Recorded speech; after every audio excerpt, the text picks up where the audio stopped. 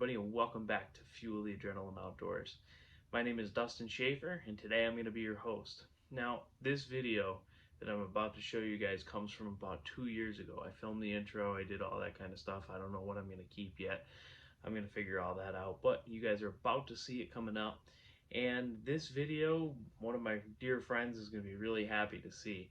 This is a turkey video, a turkey hunt that I filmed and called, and it was all one of those things that we thought was going to be the video. It was going to be the thing that got us started, and it doesn't always work out the way that you plan. You know, we filmed this video, everything looked perfect on the camera. Ended up having that I had the camera in the wrong settings, so you guys are going to see the video is horrible. It's very, very blurry. It's not great, but I'm going to put this video up just for the sake of it being part of who we became, part of what we wanted to do. We wanted to share our hunts. This is a hunt that I will never forget. I know Tyler, my buddy from high school, and he lives with me now here in college. It's a video that we'll never forget. It's a hunt that we'll never forget.